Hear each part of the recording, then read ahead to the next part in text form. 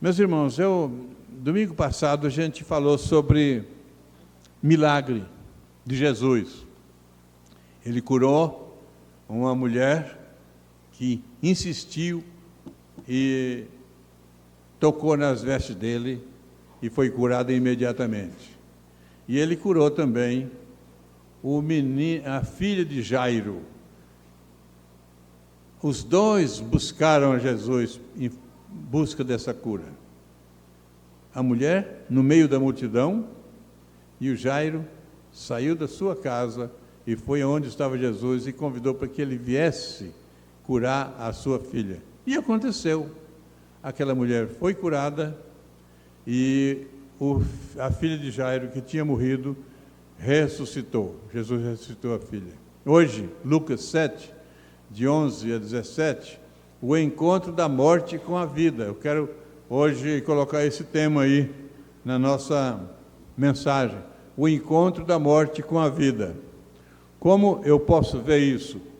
Porque uma mulher lá da cidade de Naim, ela é chamada viúva de Naim, o menino é apelidado, ou chamado, ou informado que era o filho da viúva de Naim. Ele morre e vai sendo conduzido para o cemitério. Entretanto, Jesus vem de outra região com a outra caravana e encontra com esse menino que é conduzido para o cemitério, e Jesus demonstra o seu poder fazendo ressuscitar aquela criança. Antes de falar sobre este milagre de Jesus, toca no morto, volta um pouco para vermos o poder de Jesus, não apenas presencial, mas o poder à distância. Lucas 7, de 1 a 10.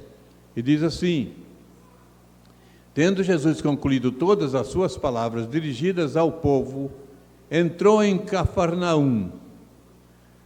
E o servo de um centurião, a quem este muito estimava, estava doente, quase à morte. E tendo ouvido falar a respeito de Jesus, enviou-lhe alguns anciãos dos judeus, pedindo-lhe que viesse curar o seu servo. Então, esse homem, que era chefe, que era patrão, que era, nessa questão aqui, uma questão de autoridade, de responsabilidade de um homem. Vamos supor aqui, a nossa ideia, quando ele fala aqui centurião, você entenda assim, capitão, chefe de um grupo, fica mais fácil a nossa linguagem. E ele era, sendo centurião, ele era chefe de aproximadamente 100 pessoas, 100 homens que estavam à sua disposição. Mas, diz o texto, que ele amava um servo, amava um daqueles homens, daqueles seus soldados. E esse soldado ficou doente, e então ele ouviu falar. É bom a gente pregar a Jesus, porque ele ouviu falar a respeito de Jesus e enviou alguns emissários para chamar Jesus à sua casa. Então, esse homem era um homem que comandava, tinha servos à sua disposição, tinha autoridade e ouviu falar a respeito de Jesus. Mas a minha pergunta é: quem falou para ele? Alguém, assim como eu e você, quando falamos para outra pessoa a respeito de Jesus, nós falamos. Só que quando a gente fala, alguns creem, é o que Paulo disse, uns escarneceram, outros creram, mas alguns deixaram para outra ocasião. Então, quando você fala a respeito de Jesus, você está comunicando o Jesus Cristo, Salvador, àquele coração necessitado. Se ele não reagir, se ele não for regenerado por Deus, se ele não entender a mensagem, ele vai continuar do jeito que está, mas a minha responsabilidade e a sua responsabilidade foram ativadas e nós falamos. Nós fizemos a nossa missão. Versículo 4 e 5. Aquele servo do centurião, chegaram-se a Jesus com a instância de suplicar, dizendo: ele é digno de que lhe faças isto, porque é amigo do nosso povo, e ele mesmo nos edificou a sinagoga. Quando a gente não tem noção da graça, da doutrina instituída no reino, a gente fala desse jeito, faz uma comunicação fora de doutrina. Entretanto, fez. E eu faço aqui duas observações sobre esses homens que suplicaram. Primeiro, achar que as obras tornam-se dignos de assistência de Jesus. Eles dizem no versículo 4, ele é digno de que lhe faças isto. Nós não somos dignos, nós não temos dignidade, nós temos a dignidade de Deus a nosso favor, mas nós somos pecadores, com dificuldade de entendimento. Agora, Deus é digno, e Ele age a pessoas que não têm dignidade como nós, pecadores.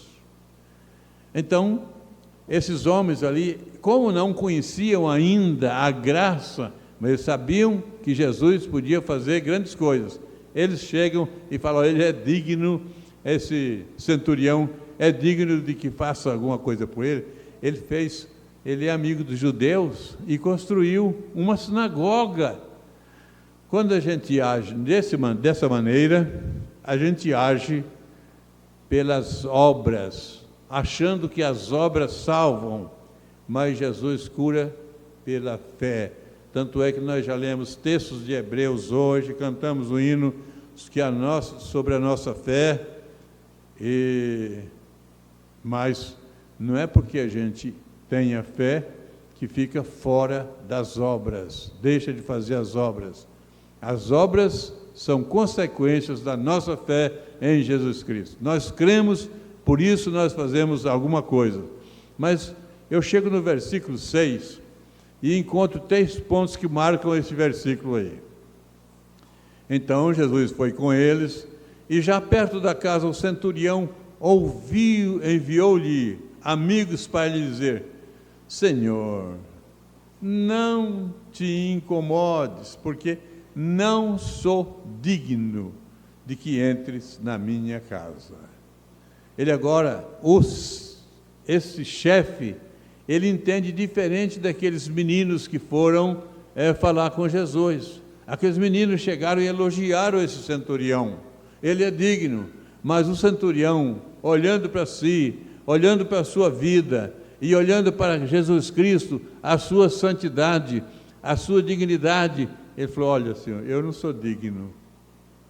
Você entendeu a diferença? Muitas vezes, quando a gente não compreende bem a mensagem da salvação que é comunicada, a mensagem que se comunica através de Cristo, então, a comunicação da mensagem sobre Cristo, ela tem pessoas que comunicam de uma maneira diferente. Hoje, o nosso tempo está cheio de pessoas comunicando Jesus Cristo, o bonachão, aquele cheio só de misericórdia, e que você só recebe bênçãos quando você está junto com Ele. Mas Jesus falou, a sua mensagem foi, olha, vocês vão carregar a cruz e seguir-me. Nós não podemos menosprezar a mensagem de Jesus e mudar uma mensagem nossa, favorável a nós, uma mensagem que só tem bênçãos, que não tem punição. Então, esse versículo 6 aí, eu vejo, Jesus atende ao convite de quem lhe clama por socorro. O centurião reconhece o poder de Jesus, pode ser exercido à distância. E o centurião se acha indigno da presença santa de Jesus em sua casa. Esse homem entende que Jesus, o poder dele não é só ao tocar o doente, o enfermo. Não, mestre, você cura-nos à distância. E é interessante o versículo 7, que ele vai se comparar com autoridade como Jesus, a autoridade religiosa. Ele coloca a sua autoridade de delegado e vai fazer uma comparação com Jesus, a autoridade espiritual. No versículo 7, então, ele fala assim: por isso mesmo, não me julguei digno de ir ter contigo, porém, manda com uma palavra, e o meu rapaz será curado. Porque também eu sou homem sujeito à autoridade, e tenho soldados às minhas ordens, e digo a este: vai, e ele vai. E a outro: vem, e ele vem. E ao meu servo: faz isto, e ele faz. Então, esse centurião, com a sua autoridade, ele falava assim: eu mando, e ele faz. Você pode agora entender a obediência desse centurião, cobrando dos seus servos, mesmo que fosse à distância. E ele entende que Jesus, com a sua capacidade de autoridade religiosa, ele não precisava ir chegar na casa do servo. Ele podia falar com uma palavra e o servo ficaria curado. A fé que vejo agora é que a fé está disponível a qualquer pessoa, precisa só exercê-la. Manda com uma palavra, discernimento da autoridade, digo vai e ele vai. Ele tem discernimento da sua autoridade delegada e a autoridade espiritual de Jesus. E ele fala: eu faço isso, e os meus servos obedecem.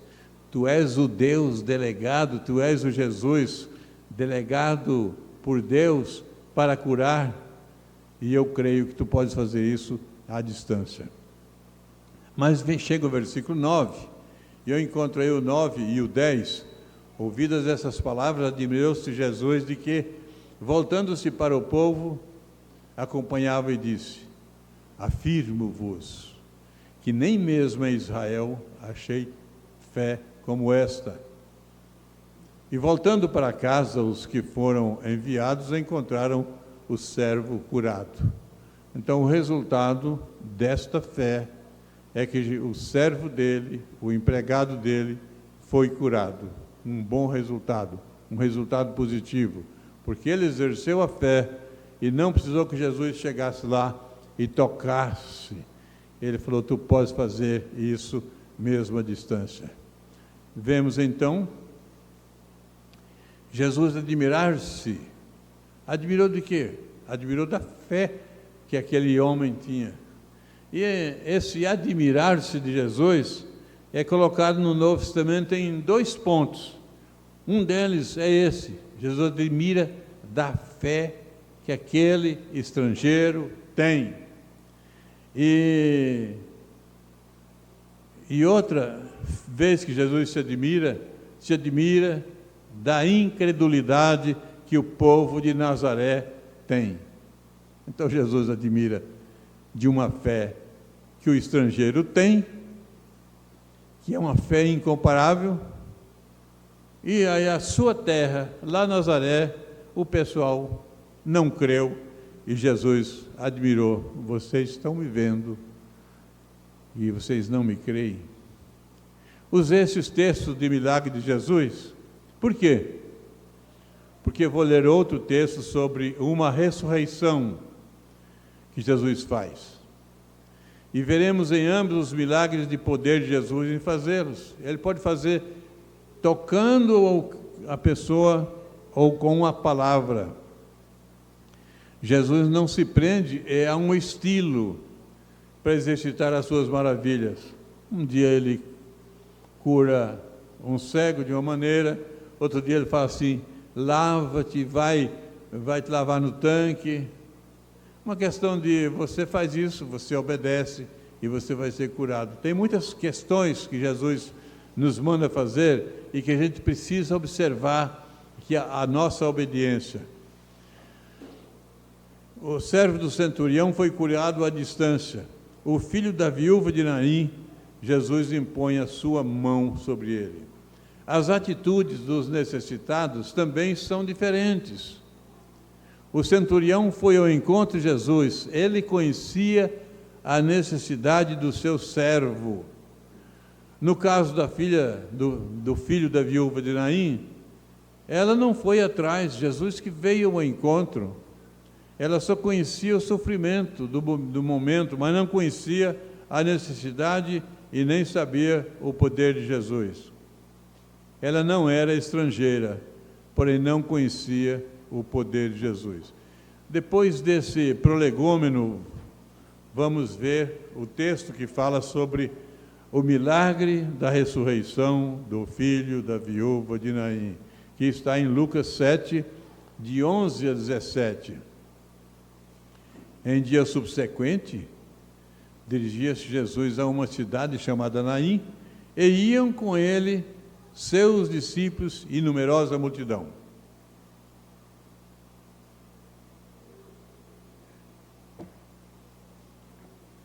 Jesus ia de caminho a uma pequena cidade, mas os discípulos de Jesus iam com ele, e a multidão também andava junto com Jesus.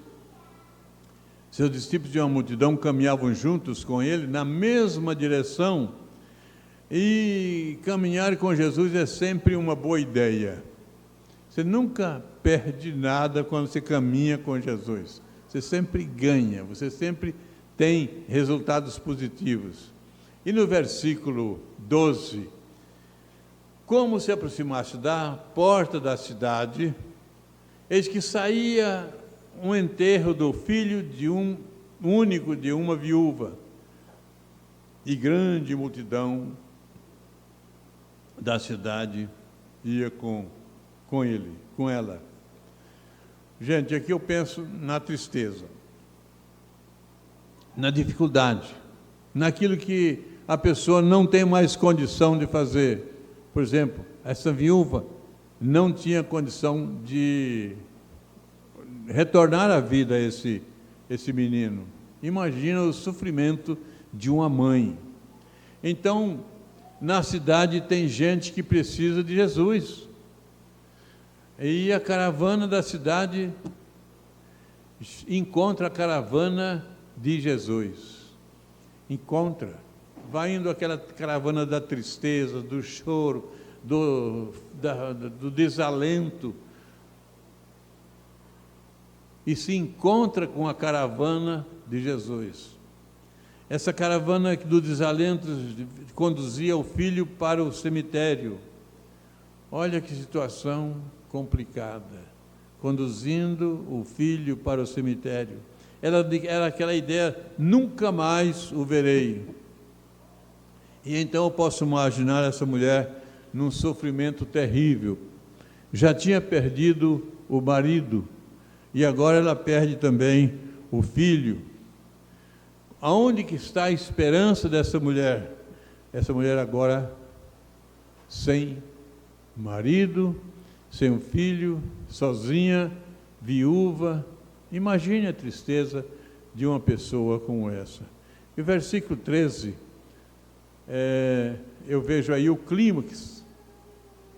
Vendo ao Senhor, se compadeceu dela e disse: não chores.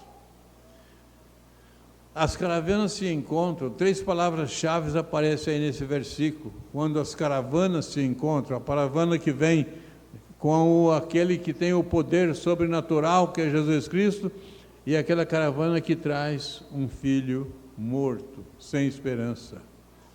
É o encontro daquela morte com Jesus, que é a vida. Assim é o pecador sem esperança. O pecador sem esperança, sem o perdão, sem Cristo, é um morto. Mas Jesus tem a capacidade de ir ao encontro de um pecador e fazer ele ser transformado. Mas nesse versículo encontramos aí 3 palavras-chave: vendo-a. Jesus viu, aquela caravana vem, não fala que essa mulher estava pedindo a Jesus para curar o seu filho, para ressuscitar o seu filho, mas fala que Jesus vê esse menino, e vê essa mãe, e vê essa multidão sem esperança. Mas a outra palavra que eu quero destacar aí é compadecendo-se dela. Jesus abre o seu coração em favor daquela mulher. Ela devia estar muito triste, chorosa, lamentando a sua situação, a tristeza do seu coração invadindo tudo que era possível. A sua alegria dali para frente ia ser quebrada, estragada, dificultada. Mas Jesus se compadece daquele coração triste, porque o coração de Jesus é um coração que pode abrir-se em misericórdia e adentrar a um coração triste que está em desalento. E a terceira expressão é: não chores. Mas agora eu fico pensando, Jesus dando essa palavra para uma mulher, mas ele não disse antes o que ia fazer. Ele só disse: não chores, porque Jesus sabia que ele podia fazer aquela mulher ter nova alegria, nova felicidade, novo dinamismo na sua vida, porque ele ia exercer o milagre da ressurreição. E aí chegamos no versículo 14. Chegando-se, tocou ao esquife e, parando os que o conduziam, disse: jovem, eu te mando, levanta-te. Aqui eu fico olhando, o morto é conduzido. Ele não se conduz. Paulo aprendeu isso muito bem, porque ele era um perseguidor do Evangelho, e um dia, numa chamada de Jesus, ele caiu por terra, ficou cego por 3 dias e recebeu uma notícia: você vai em tal lugar que Ananias vai orar e você vai restabelecer a sua vida, a sua vista. E ele, depois disso, ele tornou-se um servo de Cristo. Então ele escreveu em Efésios: olha, quem está fora de Cristo é morto. Então o morto só é conduzido, mas quando Cristo atinge aquele morto espiritual, ele refaz a sua memória, ele entende, ele coloca-se à disposição de Cristo e vai fazer o que Paulo fez: pregar o Evangelho. Aqui nós temos um jovem, um garoto morto, conduzido, e Jesus fala assim: para o esquife, para a caravana.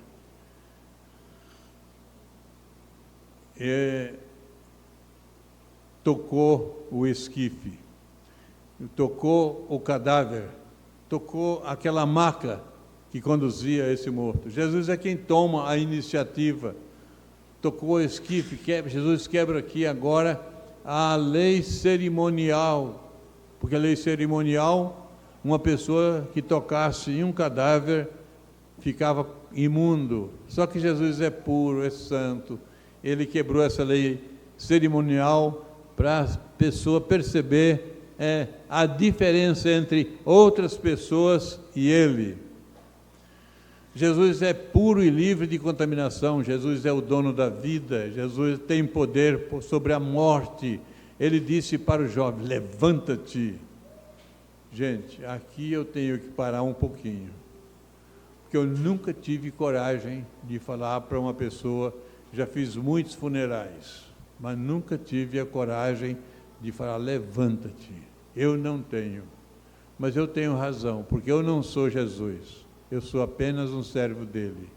Mas já orei por muitas pessoas e já vi muitos milagres de pessoas vivas. Já vi muitos milagres, muitos. Graças a Deus eu tenho experiência de muitos milagres. Mas Jesus é o dono da vida. Ele falou: levanta-te. Ele matou a morte que estava matando aquele jovem, aquela criança. E lá, no túmulo, ele matou a morte eterna, porque ele também ressuscitou.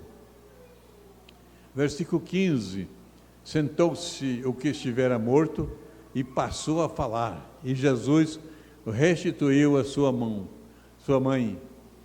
Agora eu vejo Jesus com o propósito da restituição. Tem muita gente que já perdeu várias coisas.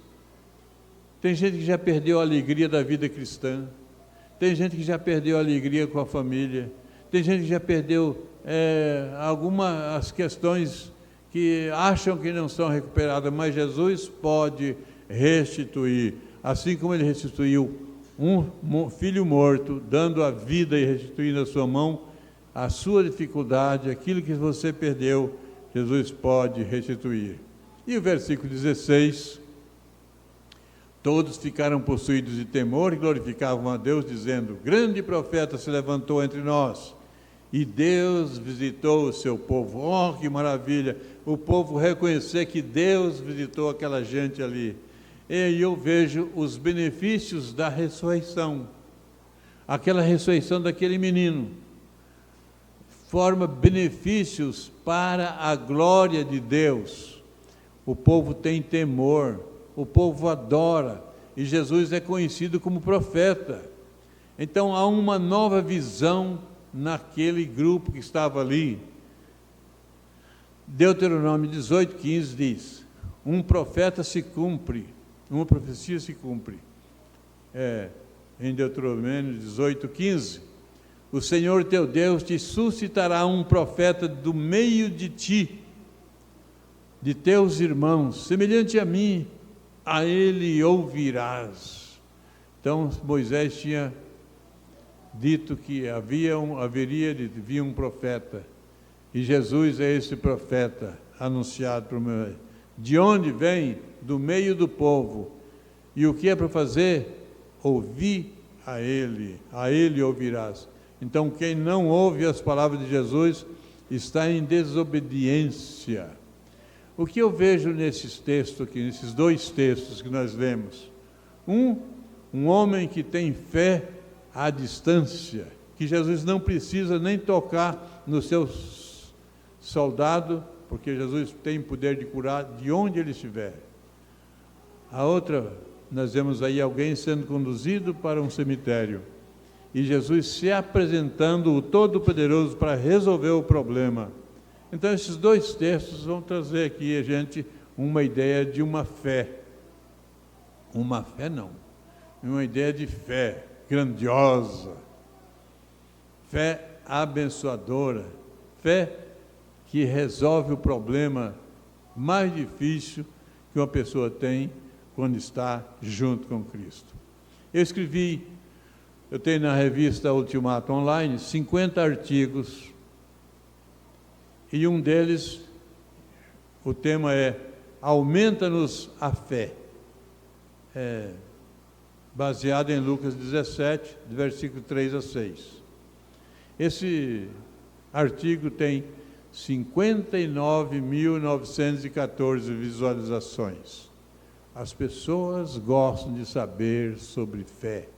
Às vezes não exercem a fé, mas querem saber um pouco sobre fé. E quando nós desenvolvemos a nossa fé em Jesus Cristo, nós só temos vitórias. Hebreus diz: sem fé é impossível agradar a Deus. E os dois milagres que nós vimos, o centurião teve fé à distância, e o outro, a viúva, não rejeitou aquilo que Deus fez por ela. Tem muitas vezes que tem pessoas que rejeitam as bênçãos que Jesus quer oferecer. E eu finalizo com Hebreus 11:6. De fato, sem fé é impossível agradar a Deus, porquanto é necessário que aquele que se aproxima de Deus creia que Ele existe e que se torna o galardoador dos que o buscam. Jesus curou o servo do centurião à distância.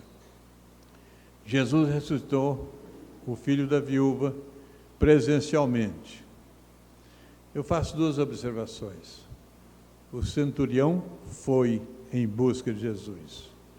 Aquele morto, Jesus foi ao encontro dele. Aquele morto encontra com a vida, que é Jesus. Qual a nossa posição? Nós estamos indo em busca de Jesus? Será que estamos fazendo alguma coisa para receber as bênçãos de Jesus? Ou estamos caminhando ao léu da sorte, sendo conduzidos como era conduzido o menino morto? Ou indo em busca de Jesus, como aquele estrangeiro centurião? Que a nossa vida seja uma vida de busca intensa de Jesus, com fé, a fé que agrade a Deus. Vamos ficar em pé, vamos orar? Senhor, Senhor nosso, Deus do céu, louvado seja o teu nome, e aqui agora estamos declarando, Deus, que nós exercitamos a nossa fé em Jesus Cristo, que Ele é aquele que pode nos galardoar, que nos dá bênção, que nos dá presentes espirituais abundantes. Senhor, louvado seja o teu nome em todo o tempo. Abençoa o teu povo que está aqui, abençoa o teu povo que nos ouve através das transmissões, das redes sociais. Senhor, tem misericórdia de nós, transforma a nossa vida. Às vezes somos necessitados que não conhecemos a nossa necessidade, mas Tu conheces, ó Deus, e quando acontecer caso como esse, que nós não conhecemos a nossa necessidade, vem, Senhor, ao encontro nosso e nos transforma. E quando nós conhecermos as nossas necessidades, que nós tenhamos a humildade de chegar diante de Ti e declarar a nossa necessidade. Abençoa, pois, o Teu povo, em nome de Jesus. E o Teu amor eterno, a maravilhosa graça de nosso Senhor Jesus Salvador, aquele que ressuscita, aquele que cura, aquele que salva, aquele que abençoa. E a comunhão do Espírito Santo, a consolação do Espírito Santo seja com cada um de nós, hoje e por todo sempre. Amém. Deus abençoe a todos.